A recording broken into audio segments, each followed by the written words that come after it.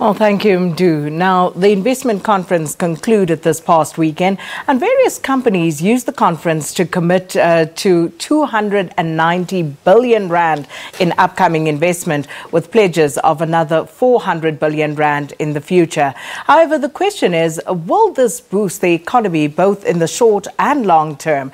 And to discuss this further, I'm joined by Azar Jammine, who is Chief Economist at Econometrics. Always good to see you, Dr. Jammine. Thank you, Sakina. So, first and foremost, your thoughts on the conference? Apparently, the conference went off extremely well. And just as an event, to get 1,300 people from both domestically and overseas to attend a rah-rah like that, I think is in itself quite a feat. So that was a good, excellent marketing exercise for South Africa in the eyes of overseas investors. As to whether it will succeed in terms of its what it was meant to do will depend very much on whether we actually see those investments that were committed to coming to fruition. One hopes that that will be the case, but let's just put it into perspective. 290 billion rand is approximately 30% of annual total capital investment. And that we don't know, is that 290 billion, is it going to be spread out over 1, 3, 5 years? Probably 5 is a good estimate.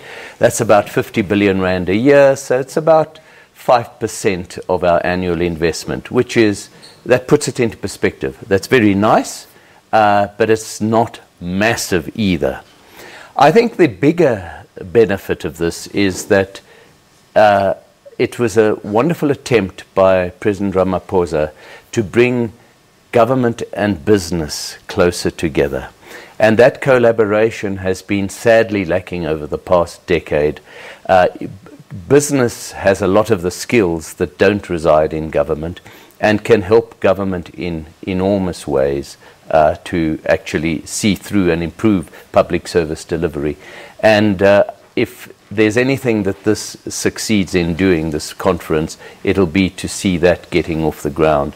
And I know that in particular industries there are initiatives now to try and bring government and business closer together. For 10 years or so, a business has been seen as a pariah, as the enemy by many people within government, and what Ramaphosa is clearly trying to do is to change that narrative at the moment. So when we look at these pledges, are these real investments? That's also what is unclear. Well, they are investments, but were they planned in the first instance originally, or are they brand new investments? Optimists will say whether they were planned or not. The fact is that even if they were planned, there was no guarantee that we would see them being put into action, given the terribly negative environment that we've been living with. I mean, one of the biggest ironies of Friday was that this rah-rah investment conference took place on the very same day that Moody's came out and said the medium-term budget policy statement was credit negative, and the rand fell because people said, it means they may well downgrade us later on. So there is a very negative environment right now, and what Ramaphosa is trying to do is to change that around, and that in itself hopefully will start picking the economy up little by little. But we've got to be quite clear. Investment alone is not going to lift our economic growth rate to levels where we can start really making a dent in unemployment and uplifting the country as a whole. What we need is to attack structural impediments to economic growth. And in this regard, there was nothing better than the wonderful interview at the conference with Jack Ma. I wasn't at the conference, but I happened to look through the cast on my iPhone, and I thought it was exceptional. And Ma ended up with the following: there are 3 E's that need to be attended to: education, entrepreneurship, and efficient government. And those go to the heart of the structural problems that we have had. In other words, we have not had sufficient success in education, entrepreneurship, and government has been incompetent over the past decade. So if we can address those, I think we're going well.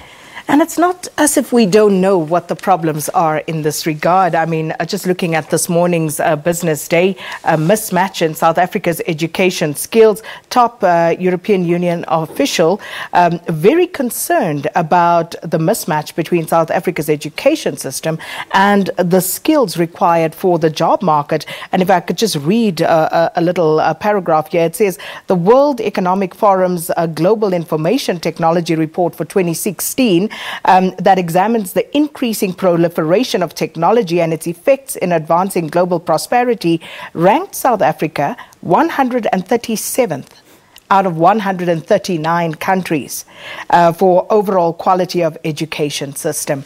And this obviously speaks to some concern that lingers out there with regard to one of the 3 E's that you've just pointed out. Sakina, and if I could say, that is probably the most important of the 3 E's, because the other 2, entrepreneurship and efficient government, actually come off the back of decent education.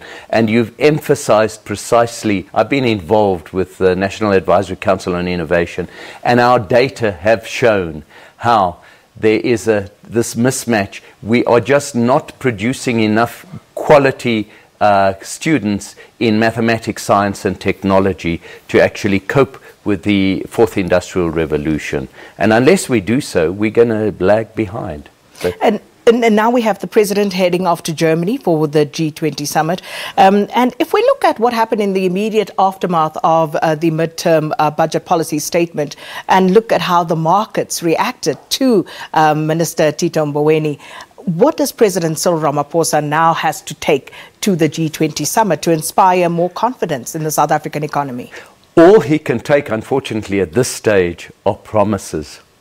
And there's no question he has to portray and market this economy and say, listen, theoretically, we could be outstanding. Look at our natural resources. Look at the beauty of our country. Look at the people, the environment, the democracy, the institutions we've got, and try and sell that and say, you know, we've had bad leadership in the past 10 years. Now we're in the process of turning that around. Guys, believe us, we are going to turn it around. He can't do more than just promise and convey that message.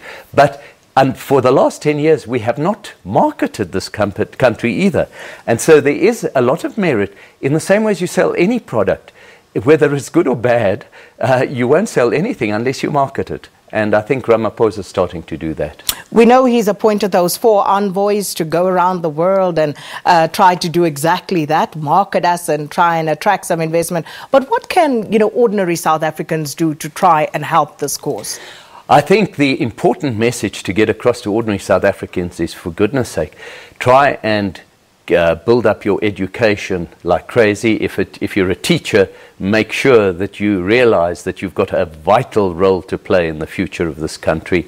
And if you're a bureaucrat, make sure also that you stop all this nonsense of corruption and state capture and get down to improving competence in service delivery. Dr. Azar Jammine, always a pleasure speaking to you. And Azar Jammine is, of course, Chief Economist at Econometrics, giving us some analysis on the investment conference which concluded this past week.